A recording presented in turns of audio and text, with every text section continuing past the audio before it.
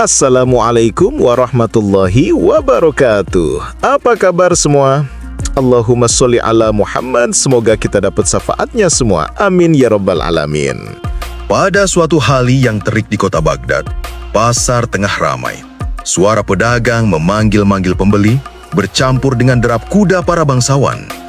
Di antara hiruk-pikuk itu, seorang lelaki bertubuh tambun dengan kumis melintang tebal bernama Rentenir Harun, tengah berkeliling sambil mencatat nama orang-orang yang berhutang padanya.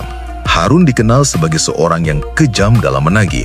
Suaranya lantang, langkahnya berat, dan wajahnya selalu tampak garang.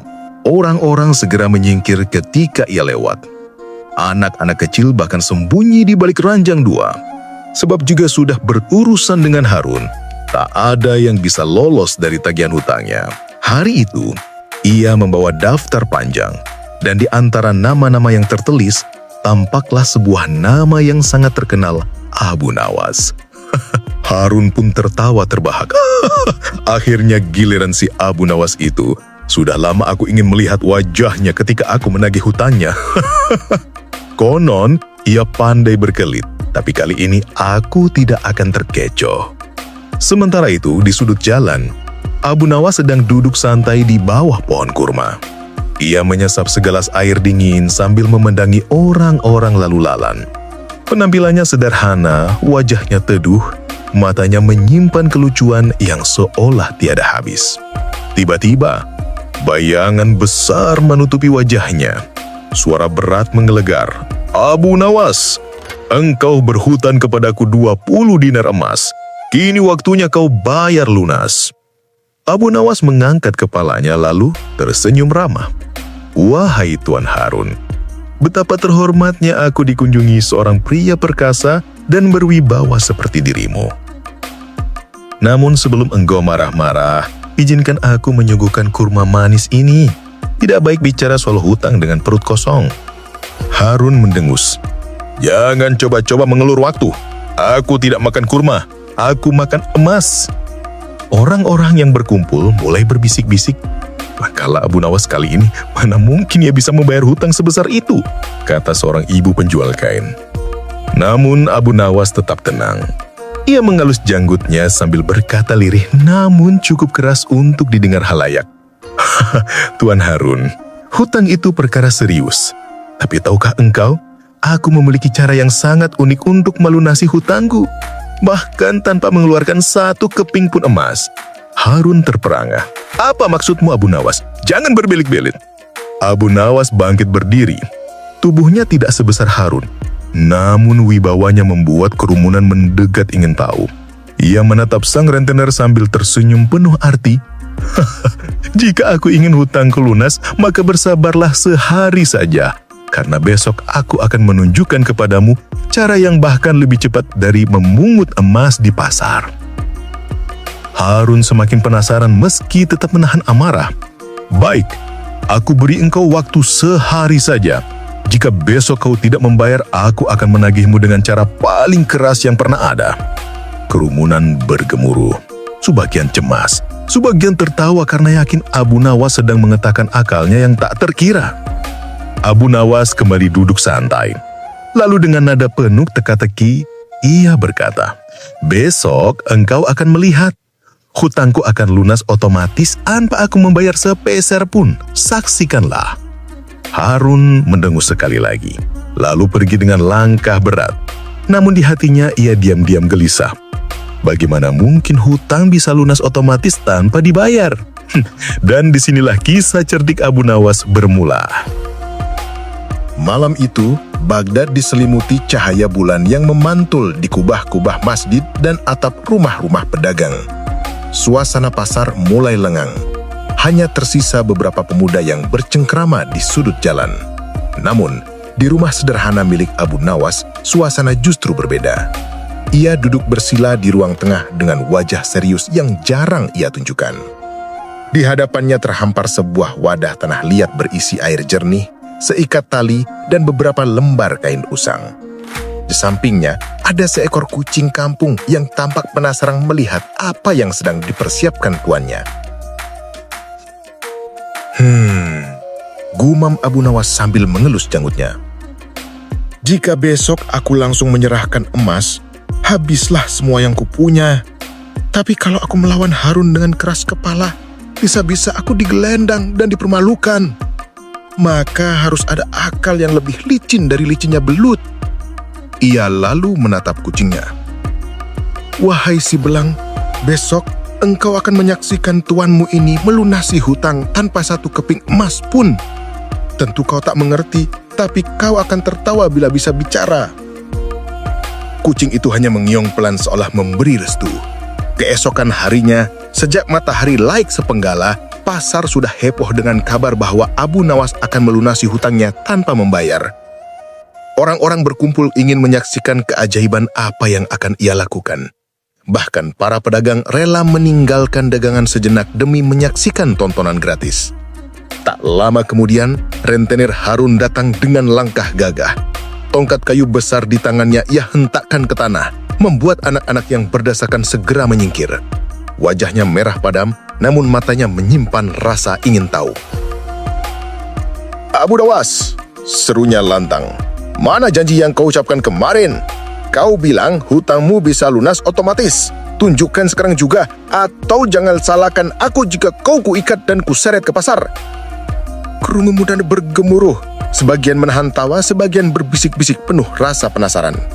Abu Nawas melangkah tenang ke tengah kerumunan. Jubahnya sederhana, sandal di kakinya sudah aus, namun senyum di wajahnya memancarkan keyakinan. Ia mengangkat tangannya untuk menenangkan orang banyak. Wahai sahabat-sahabat sekalian, wahai Tuan Harun yang terhormat, benar aku berhutang 20 dinar emas, dan benar pula aku tak punya sepeser pun untuk membayar. Namun janganlah lekas gusar, sebab hari ini hutang itu akan lunas dengan sendirinya tanpa aku menyerahkan satu keping emas pun. Orang-orang terperangah. Benarkah? Bagaimana bisa? Bisik seorang pemuda penjual minyak wangi. Abu Nawas menoleh ke arah Harun lalu berkata lantang. Tetapi sebelum aku membuktikan, aku ini engkau bersumpah di depan semua orang. Apapun yang terjadi, engkau harus mengakui bila hutangku telah lunas. Kau berani bersumpah? Harun mengangkat alisnya, merasa tertantang. Baik, aku bersumpah di hadapan orang banyak ini. Jika caramu berhasil, aku akan mengakui hutangmu lunas. Namun, bila ternyata kau mempermainkanku, maka jangan salahkan aku bila kau kuikat dan kuseret. Abu Nawas menunduk hormat lalu tersenyum tipis. Sungguh bijak dan adil jawabanmu, wahai Tuan Harun. Maka bersiaplah engkau menyaksikan sesuatu yang tak pernah terbayangkan sebelumnya. Kerumunan semakin riuh. Semua mata tertuju pada Abu Nawas yang tampak tenang namun penuh misteri. Apa gerangan rencana aneh yang telah ia siapkan? Bagaimana mungkin hutang bisa lunas otomatis tanpa membayar? Pagi itu, pasar Baghdad penuh sesak. Pedagang lupa menawarkan dagangan. Pembeli lupa menawar harga. Semua hanya ingin menyaksikan bagaimana Abu Nawas melunasi hutangnya tanpa mengeluarkan emas sepeser pun. Bahkan, kabar itu sampai ke telinga para pengawal istana. Beberapa di antaranya ikut menyelinap di antara gerumunan.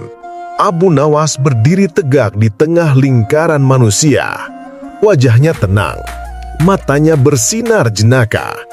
Sementara Harun, si rentenir berdiri dengan dada membusung. Tongkatnya siap menghantam tanah bila kesabarannya habis. Cepat, Abu Nawas, bentak Harun. Tunjukkan kepadaku keajaibanmu. Kau sudah membuat orang-orang berkumpul hanya untuk menonton sandiwara. Jangan buang waktuku. Abu Nawas mengangkat tangan menenangkan kerumunan. Lalu ia berkata lantang dengan suara yang terdengar jelas hingga ke barisan paling belakang. Baiklah, aku akan melunasi hutangku. Tetapi caranya adalah dengan sebuah sumpah. Orang-orang terkejut. Seorang pedagang rempah berbisik pada tetangganya. Sumpah apa? Hubungan sumpah dengan hutang? Abu Nawas melanjutkan.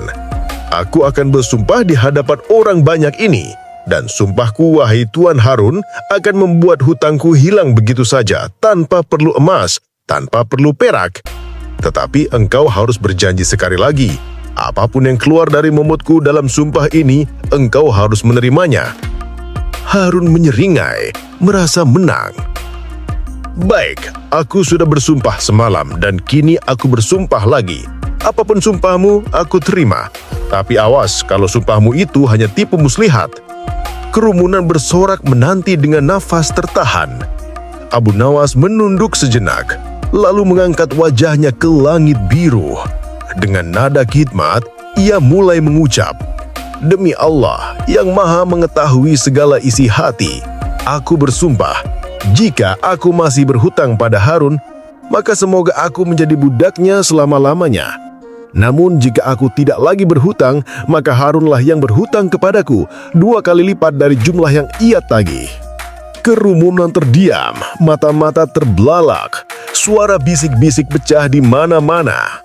"Apa maksudnya itu?" tanya seorang penjual tembikar. "Kalau hutangnya masih ada, Abu Nawas jadi budak. Tapi kalau hutangnya dianggap lunas, Harun malah harus membayar Abu Nawas," sahut seorang lelaki tua sambil tertawa terpingkal-pingkal. Wajah Harun memerah bagai udang direbus. "Apa-apaan ini, Abu Nawas? Kau mempermainkan sumpah suci." Namun kerumunan segera berseru serempak, "Engkau sudah bersumpah akan menerima apapun sumpah Abu Nawas. Tidak bisa kau tarik kembali." Harun terdiam. Ia memang sudah terperangkap oleh kata-katanya sendiri. Sementara Abu Nawas tersenyum puas. Seakan-akan seekor burung kecil berhasil keluar dari jebakan yang paling kokoh. Abu Nawas lalu menambahkan dengan suara tenang namun menusuk, "Wahai Tuan Harun, bila engkau benar-benar yakin aku masih berhutang, ambillah aku sebagai budakmu sekarang juga. Tapi ingat, bila ternyata hutangku sudah lunas, engkaulah yang harus membayar 2 kali lipat kepadaku." Kerumunan tertawa terbahak-bahak. Sebagian menepuk-nepuk pundak Abu Nawas, sebagian menyoraki Harun yang tampak kebingungan. Hari itu, pasar Baghdad lebih riuh daripada hari raya. Semua orang menunggu apa yang akan dilakukan Harun setelah terjebak oleh sumpahnya sendiri. Pasar Baghdad hari itu gempar luar biasa. Semua mata menyorot ke arah Harun si rentenir. Tubuhnya yang tambun mulai berkeringat deras. Meski angin pagi berhembus lembut, ia menggenggam tongkat kayunya begitu erat hingga buku jarinya memutih. "Abu Nawas!" teriak Harun dengan wajah merah padam. "Ini tidak adil. Mana bisa hutang dilunasi hanya dengan sumpah?" Namun suara rakyat segera menggelegar. "Engkau sudah bersumpah, Harun. Engkau yang memintanya sendiri." Seorang lelaki tua maju ke depan. Ia dikenal sebagai saksi sumpah di pasar. Dengan suara lantang ia menegaskan, "Wahai Harun, engkau sudah berjanji menerima apapun sumpah Abu Nawas. Bila kini kau mengingkari, berarti engkau melanggar sumpah 2 kali dan aibmu akan tersebar di seluruh Baghdad." Kerumunan bersorak. Beberapa bahkan menertawakan Harun. Wajahnya makin panas. Ia merasa dijebak, tetapi ia tak bisa mundur. Karena mundur berarti kehilangan wibawa. Abu Nawas mendekat dengan langkah ringan. Senyumnya lebar. "Wahai Tuan Harun, pilihlah salah satu. Apakah engkau ingin menjadikanku budakmu? Atau mengakui bahwa hutangku telah lunas, bahkan berbalik, engkau yang harus membayar?" Kerumunan terdiam menanti jawaban. Harun menelan ludah. Tentu ia tak mungkin menerima Abu Nawas sebagai budak, sebab seluruh Baghdad tahu kepintarannya. Abu Nawas bisa saja membalik keadaan dan mempermalukannya lebih parah. Akhirnya dengan suara terpaksa Harun berkata, "Baiklah, aku terima bahwa hutangmu lunas." Sorak-sorai membahana. Orang-orang bertepuk tangan. Anak-anak berlari sambil tertawa. Abu Nawas menunduk sopan lalu berkata, "Alhamdulillah, sumpah telah ditepati dan hutangku telah hilang tanpa sepeser pun emas keluar dari sakuku." Namun di balik wajah pasrahnya, Harun menyimpan dendam. Dalam hatinya ia berjanji, "Abu Nawas boleh menang hari ini, tapi aku akan mencari cara untuk menjatuhkannya. Ia harus membayar lebih dari sekedar hutang emas." Kerumunan bubar dengan penuh cerita. Hari itu, pasar Baghdad menjadi saksi kecerdikan Abu Nawas yang sekali lagi mampu lolos dari jeratan hutang dengan akal bulusnya. Malam harinya, Harun tak bisa tidur. Wajah Abu Nawas yang tersenyum penuh kemenangan terus terbayang. Dendamnya membara, maka ia pun bangkit mengenakan jubah hitam dan berjalan menuju rumah besar wali kota Baghdad, seorang pria bijaksana bernama Syahdan Al-Faqih. "Wahai wali kota," teriak Harun begitu diizinkan masuk. "Aku telah dipermalukan di pasar oleh si Abu Nawas. Ia melunasi hutangku hanya dengan sumpah tipu daya." Wali kota menatap Harun dengan tenang. "Ceritakan dari awal, wahai Harun. Jangan terburu marah, sebab amarah menutupi akal." Harun pun menceritakan bagaimana Abu Nawas bersumpah, bagaimana ia sendiri terjebak oleh kata-katanya, dan bagaimana seluruh rakyat menyorakinya. Setelah mendengar itu, wali kota tersenyum tipis. "Wahai Harun, sungguh engkau yang menggali lubang untuk dirimu sendiri. Engkau bersumpah menerima apapun sumpah Abu Nawas, maka jangan salahkan ia jika memanfaatkan celah itu." Harun hampir melonjak. "Apakah engkau pun berpihak padanya? Aku ingin keadilan, wali kota. Bukankah hutang tetaplah hutang?" Wali kota mengangguk pelan. "Benar, hutang tetap hutang. Namun di hadapan rakyat, engkau sudah menerima sumpahnya. Bila aku membatalkan, maka seluruh Baghdad akan menertawakanmu lebih parah." Harun meremas tongkatnya, mukanya masam. "Lalu apa yang harus kulakukan? Aku tidak sudi kalah begitu saja." Wali kota berpikir sejenak lalu tersenyum. "Jika engkau ingin menguji Abu Nawas lagi, bawalah perkara ini ke hadapan Khalifah Harun Ar-Rasyid. Beliau sangat menyukai teka-teki dan tipu muslihah. Jika Abu Nawas benar-benar cerdik, biarkan ia berhadapan langsung dengan sang Khalifah. Jika ia gagal, engkau akan mendapatkan keadilan." Harun mengangguk cepat. "Baik, aku akan lakukan itu." Maka keesokan harinya, ia pun bersiap membawa perkaranya ke istana. Kabar cepat menyebar di Baghdad. Abu Nawas akan dipanggil ke istana oleh khalifah karena ulahnya melunasi hutang dengan sumpah. Rakyat makin bersemangat. Sebagian menduga Abu Nawas akan dihukum. Sebagian lagi yakin ia akan keluar sebagai pemenang. Di istana megah, Khalifah Harun Ar-Rasyid duduk di singgah sananya yang berlapis emas. Matanya tajam, namun wajahnya penuh wibawa. Di sampingnya duduk para penasehat. Sementara Harun si rentenir berdiri sambil menunduk menanti giliran bicara. "Ceritakan padaku, titah Khalifah." Maka Harun membeberkan semuanya, menambahkan bumbu seakan-akan Abu Nawas mempermainkan hukum. Khalifah mendengarkan dengan seksama lalu memanggil pengawal. "Bawa kemari Abu Nawas." Tak lama kemudian, Abu Nawas masuk dengan langkah tenang. Ia memberi salam lalu berdiri dengan wajah teduh. "Wahai Abu Nawas," ujar Khalifah, "benarkah engkau melunasi hutang kepada Harun hanya dengan sumpah anehmu?" Abu Nawas tersenyum, lalu menjawab dengan suara merendah, "Benar wahai Amirul Mukminin. Namun sumpahku bukanlah kebohongan. Bukankah hutang itu bisa dianggap lunas bila si pemberi hutang ridho? Dan bukankah Harun sendiri telah ridho dengan sumpahku di hadapan orang banyak?" Khalifah tersenyum tipis, matanya berkilau. "Kau pandai berbicara, Abu Nawas. Tapi katakan padaku, apa maksud sebenarnya dari sumpahmu itu?" Abu Nawas mengangkat kepalanya berkata penuh keyakinan, "Maksudku sederhana wahai Amirul Mukminin. Hutang sejati bukanlah pada emas atau perak, melainkan pada kejujuran dan kepercayaan. Bila Harun kehilangan kejujuran karena tamak, maka dialah yang sebenarnya berhutang kepada rakyat 2 kali lipat lebih berat daripada hutang emas." Ruangan hening. Para penasehat saling pandang, kagum pada keberanian Abu Nawas. Khalifah pun terbahak, menepuk-nepuk lututnya. "Luar biasa Abu Nawas. Kau benar Harun. Engkaulah yang kalah. Hutang itu kuanggap lunas dan engkau tak boleh lagi menagihnya." Wajah Harun pucat pasi. Ia ingin membantah tetapi tak seorang pun berani melawan keputusan Khalifah. Sejak hari itu, berita kemenangan Abu Nawas menyebar ke seluruh Baghdad. Orang-orang membicarakan kecerdasannya di pasar, di kedai kopi, hingga di lorong-lorong sempit. Nama Abu Nawas semakin harum, sementara Harun si rentenir semakin terpuruk ditertawakan bahkan oleh anak-anak kecil.